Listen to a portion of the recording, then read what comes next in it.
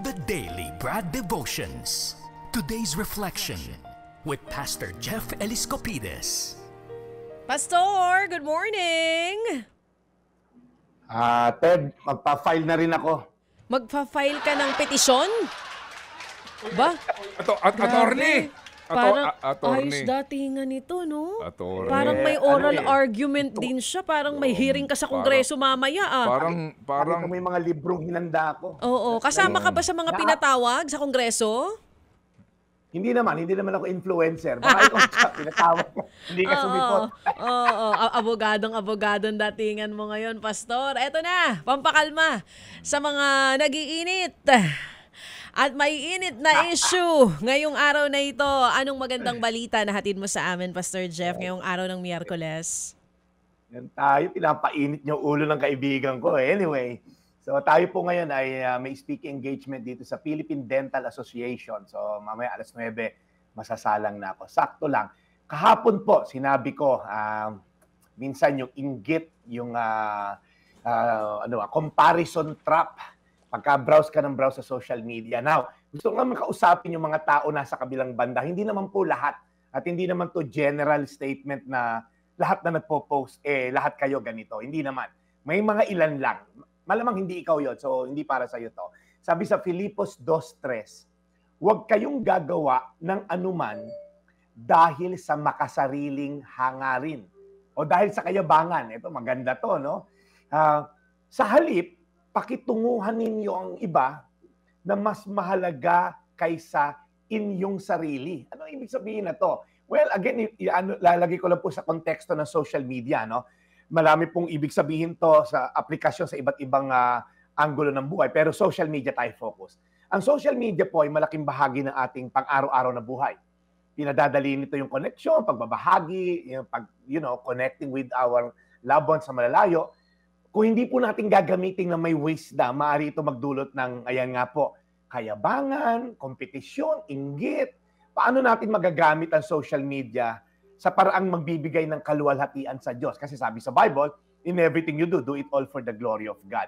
Una, sabihin natin yung panganib na magagawa na to. Maaari nagpo-post tayo para makakuha ng atensyon. Kailangan ba lahat ng pinuntahan mo, lahat ng kakainin mo, i-post mo sa social media?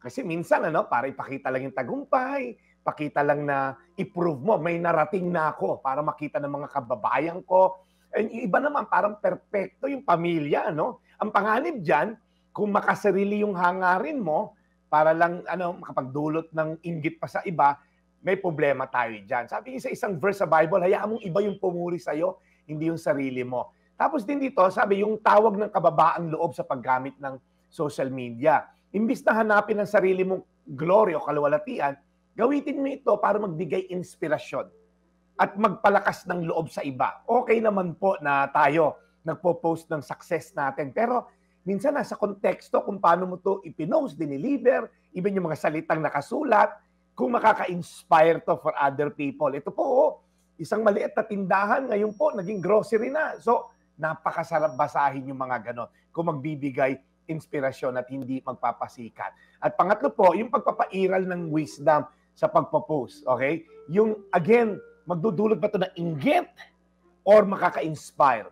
Pag nag-post ba tayo, magdadala pa ito ng frustration sa atin dahil hindi naman talaga totoong yun yung nangyayari? Or talaga po bang gusto lang natin ipakita na meron na rin ako narating? So ang konklusyon ko lang po, mag-ingat po tayo sa pagpo-post. Ano ba talaga yung intention at motivation behind the action of posting? Isa pong makapangyarihang kasangkapan ng social media, ngunit ang paraan ng ating paggamit na to ay will either break the person na makakabasa or will build up the person. And same thing sa atin. Yayabang ba tayo or magpapatuloy tayo mapagpakumbaba? Hindi naman po namin kailangan malaman lahat ng kinain mo ngayong araw na to. Alam na namin na humihinga ka. Okay? Basta i-post mo lang na buhay ka, okay na sa amin yon. So, again, magbabasa lang po tayo. Tanong nyo lang po, ang social media post ko ba ay nagpapakita ng kababaan loob o nagpapasikat? Paano ko ba magagamit ang online presence ko upang to give glory to God at hindi to give glory to me?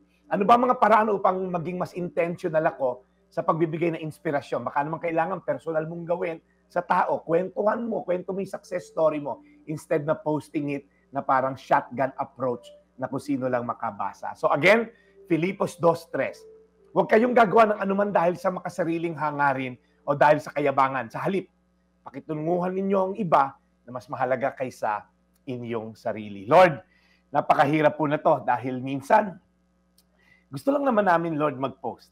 Pero Lord, minsan, nagbo-border na rin sa pagyayabang or para masabing may narating ako na nilait-lait nyo ako noon. Kung ano man, Lord, ng makasariling intensyon, mali pa rin po ito. Kung ito'y makaka-inspire sa iba, sa magandang pamamaraan, Lord, pagpatuloy namin. Kaya Lord, it requires wisdom kung paano namin gagamitin ang aming social media presence. Tulungan nyo kami, Lord, magkaroon ng wisdom sa bawat ipopost at sasabihin namin.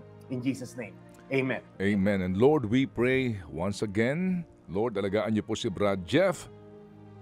Higit sa lahat pong kanyang kalusugan and bless his mission again today.